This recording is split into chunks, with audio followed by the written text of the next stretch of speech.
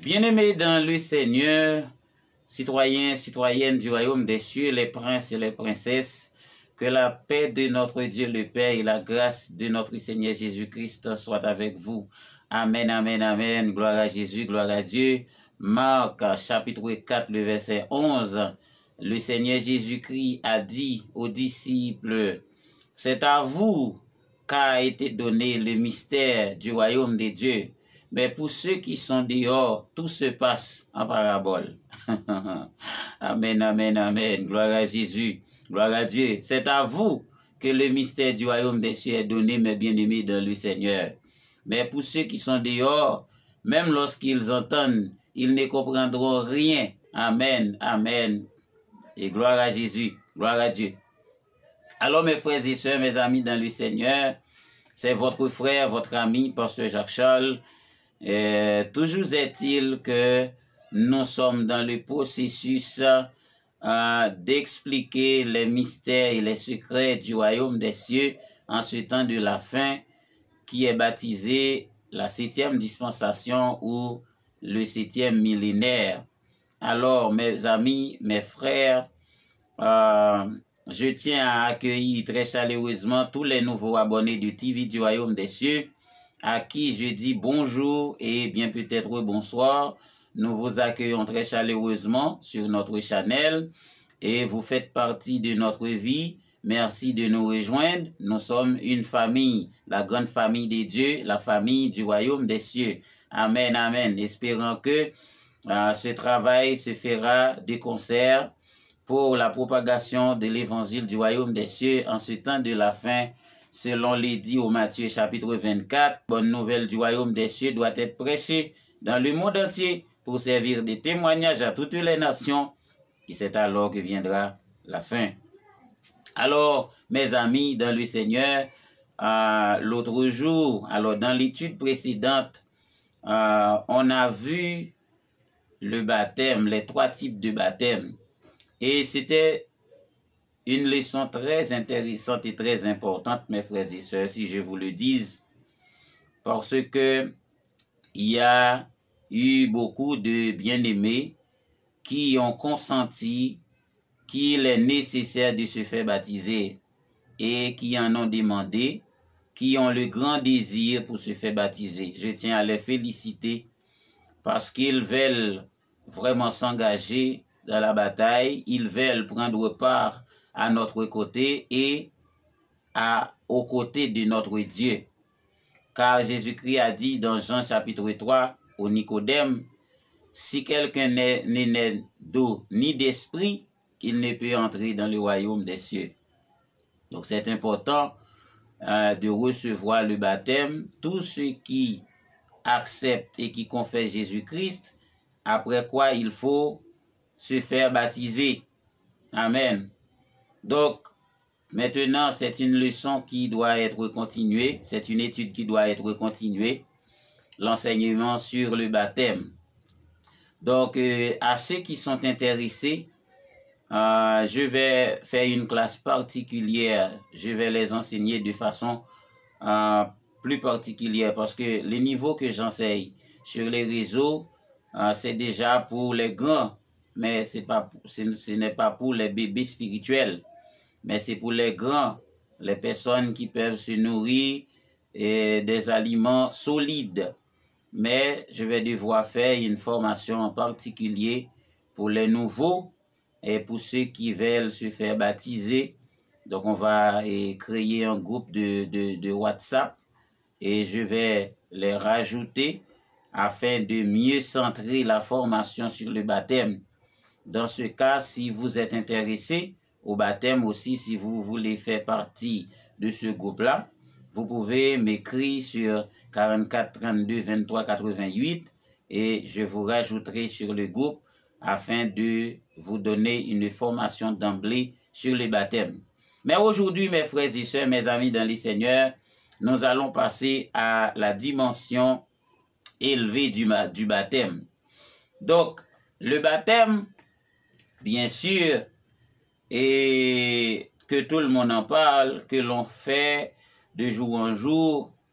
Donc, c'est quoi? Bien entendu, baptisé. Qu'est-ce que cela veut dire, le baptême? Pour parler du baptême, mes frères et sœurs, il y a 3 mots qu'il faut mettre en évidence. 3 mots forts. C'est premièrement le mot baptizo du grec, qui veut dire immerger, plonger. Et puis il y a le mot kaleo du grec aussi, qui veut dire prononcer le nom, ou bien donner le nom, ou bien appeler à haute voix. Troisième verbe, c'est le verbe phonéou. Et le mot phonéou du grec, c'est le mot qui traduit par manifestation en français, ou bien apparition, ou bien se fait dévoiler, ou bien se fait apparaître. Amen. Gloire à Jésus, gloire à Dieu. À ne pas oublier ces 3 mots. Pour parler du baptême, en tout état de cause, il faut voir la personne qui nous invite à être baptisé. Comment lui-même il a été baptisé. Et qu'est-ce qui s'était passé le jour de son baptême, au moment même où il se faisait baptiser. Qu'est-ce qui s'était passé? Donc, pour mieux comprendre la question du baptême, il faut voir le baptême de notre Seigneur Jésus-Christ, celui qui nous invite à nous faire baptiser, celui qui nous donne l'ordre de baptiser au nom du Père, du Fils et du Saint-Esprit. Il nous faut voir comment lui-même il a été baptisé, qu'est-ce qui se passait au jour de son baptême. Pour cela, je vous invite à lire ensemble avec moi dans le livre de Matthieu, Matthieu chapitre 3, au moment où Jean-Baptiste baptisait les gens dans la rivière du Jourdain. C'est à ce moment-là que le Seigneur Jésus-Christ a reçu le baptême. Regardez dans Matthieu chapitre 3, le verset 16. Dès que Jésus eut été baptisé, il sortit de l'eau.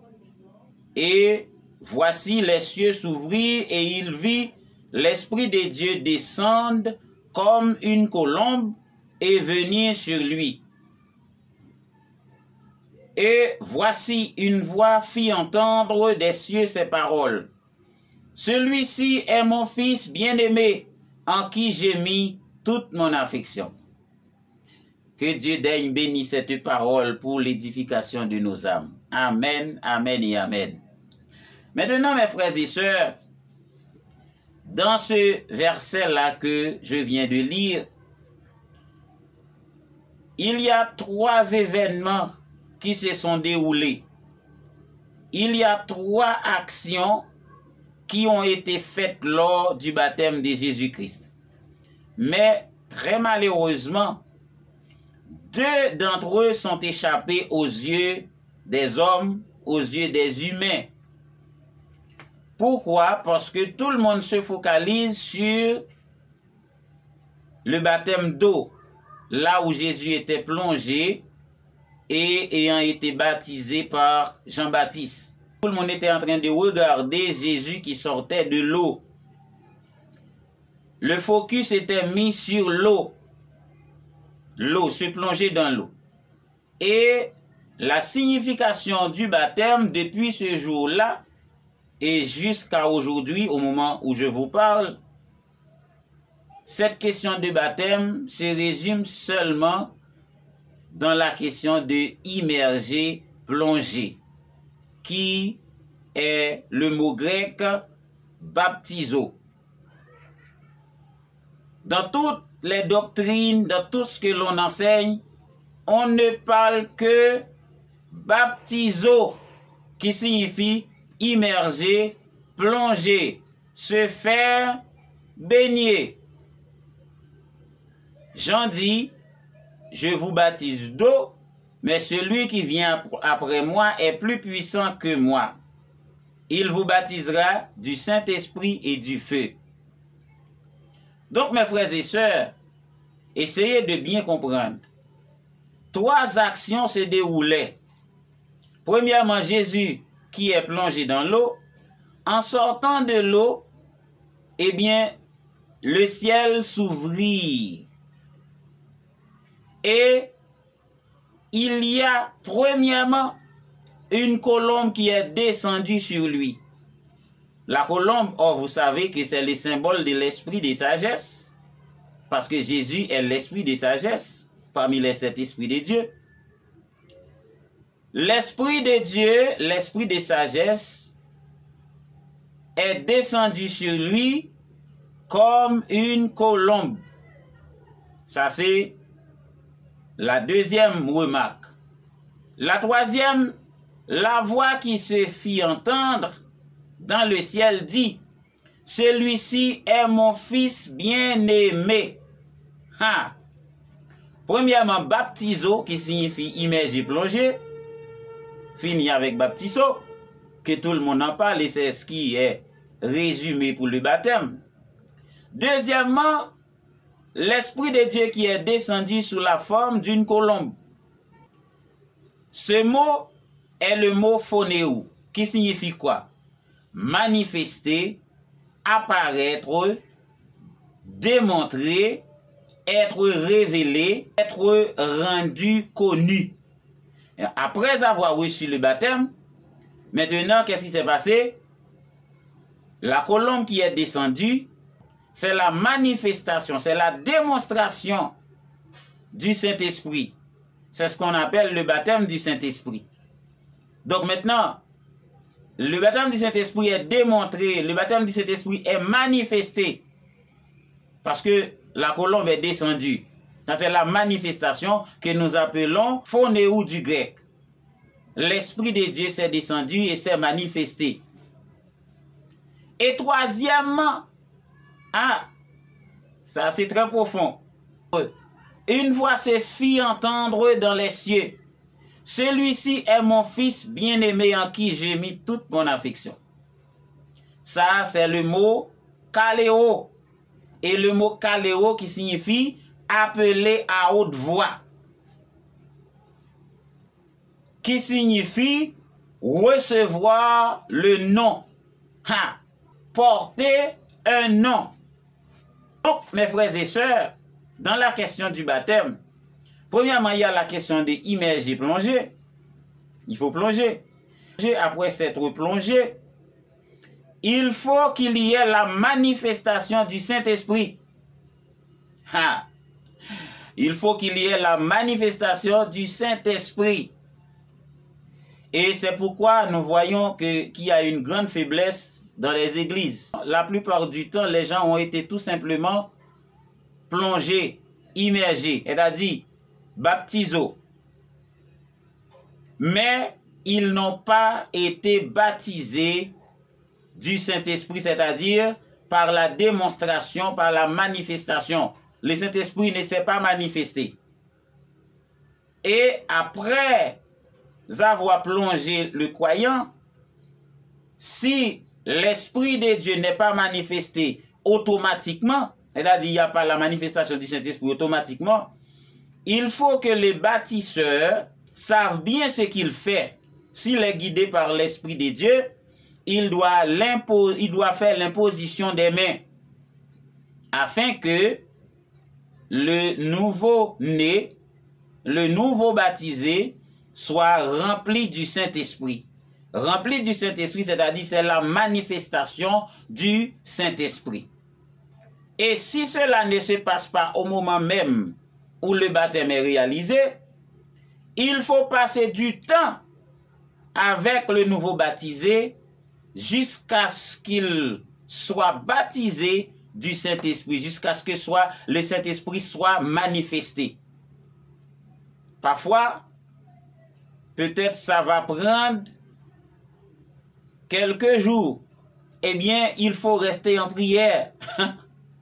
On refuse de faire du sacrifice vraiment pour le royaume des cieux.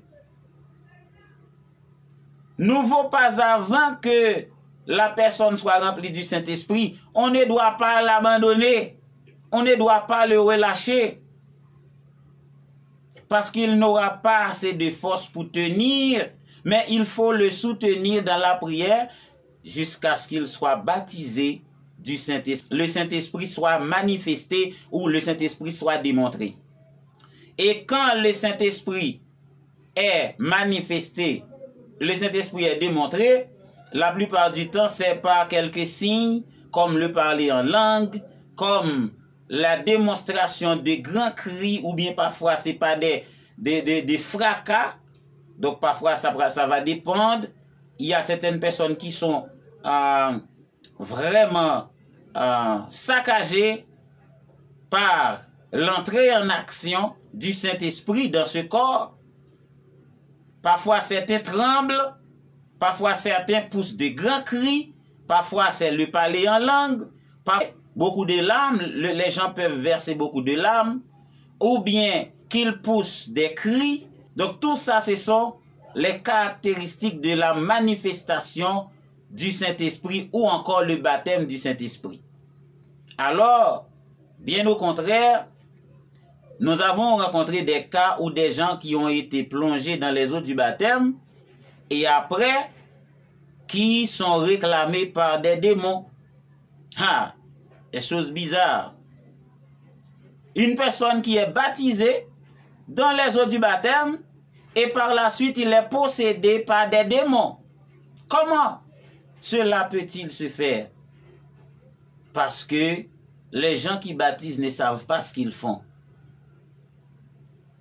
Une personne ne peut pas venir à Christ en confessant de sa bouche et en recevant le baptême, et après quoi il est possédé des démons. Et même pendant qu'il est à l'église. Ça c'est inconcevable, mes frères et sœurs.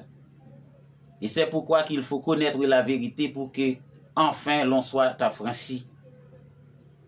Donc il faut que la personne soit baptisée du Saint-Esprit. Et il faut continuer à prier avec lui si le baptême du Saint-Esprit ne se fait pas à l'instant où la personne est plongée ou en sortant de l'eau. Il faut continuer à prier, à intercéder pour qu'il soit baptisé du Saint-Esprit. Et maintenant, la troisième phase qui est le mot kaléo, elle a dit donner un nom. Ça c'est le mystère du baptême. Quand quelqu'un est baptisé, il reçoit un nouveau nom dans le royaume des cieux. C'est le plus grand mystère. C'est-à-dire, au moment de votre baptême, vous avez un nouveau nom. Ce nom, peut-être que vous n'allez pas le connaître sur le champ.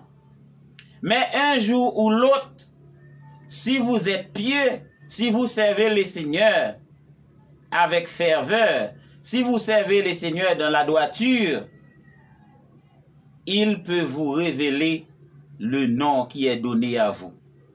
Ce nom qui est donné, c'est un nom céleste, c'est un nom spirituel. Ce n'est pas un nom de la chair, ce n'est pas un nom terrestre. C'est un nom spirituel qui est en rapport avec votre destinée et avec la mission pour laquelle vous êtes appelés dans le champ de Dieu. Ce que je viens de vous dire là, mes frères et sœurs, mes amis dans le Seigneur, vous pouvez le chercher sur tous les réseaux sociaux, sur l'internet. Vous n'allez rien trouver. Ça, c'est révélé plus particulièrement à vous. C'est à vous que le mystère du royaume des cieux est révélé. Mais pour ceux qui sont du dehors, comme il est écrit dans Marc chapitre 4, tout se passe en parabole. Même lorsqu'il l'écoute, il ne comprendra rien. Amen. Gloire à Jésus. Donc, lorsque quelqu'un se fait baptiser, il doit recevoir la puissance du Saint-Esprit. Le Saint-Esprit doit être démontré en lui. Le Saint-Esprit doit être manifesté en lui pour faire sentir sa présence dans le corps. Et troisièmement, la personne reçoit un nouveau nom selon le mot kaléo du grec qui signifie recevoir un nom. Alors mes frères et sœurs, comme je l'ai dit, le nom qui est donné au nouveau baptisé, c'est avec lequel qu'il va accomplir le destin de Dieu dans sa vie, le destin pour lequel il a été appelé dans le royaume. Comme Jésus a reçu le nom de mon fils bien-aimé, eh bien, il a travaillé en fonction de ce nom pour le royaume de son Père. Et c'est pourquoi tout ce que Jésus a fait, il l'avait fait au nom de son Père. Dis-moi, qu'est-ce que Jésus a fait de lui-même sans invoquer le nom de son Père? Tout ce qu'il a fait, il a dit, le Père travaille et le Fils travaille aussi. Et le Fils ne fait rien de ce qu'il fait, sinon que ce qu'il a vu que son Père fait. C'est-à-dire, tout ce que Jésus a accompli, c'est ce que son Père lui a dit de faire. Voilà un fils bien-aimé. Un fils bien-aimé, c'est un fils qui obéit son Père à 100%, qui fait la volonté de son Père. Et même à la croix, Jésus a vu la souffrance. À proximité, il a dit, Père, si c'est ta volonté que cette coupe s'éloigne de moi, cette coupe de la souffrance, ce n'est pas ce que je veux, mais ce que tu veux. Jésus a demandé au Père qu'il éloigne de lui cette souffrance. Mais toutefois, ce n'est pas ce qu'il veut, mais c'est ce que le Père veut. Parce que le Fils bien-aimé obéit toujours à son Père, fait toujours la volonté de son Père et fait exactement ce que son Père lui a demandé de faire. Voilà le nom que notre Seigneur Jésus-Christ a apporté en rapport avec le baptême pour qu'il accomplisse le dessein du royaume des cieux. Alors mes frères et sœurs, c'est beaucoup de choses, mais je m'arrête là aujourd'hui. Je crois que le Saint-Esprit de Dieu va vous aider à mieux comprendre les mystères et les secrets du royaume des cieux. C'était votre frère et votre ami, Pasteur Jacques Charles.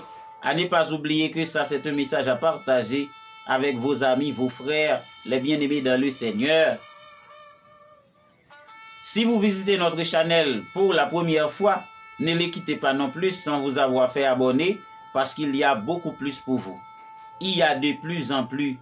Parce que la maison de Dieu, c'est un trésor inépuisable.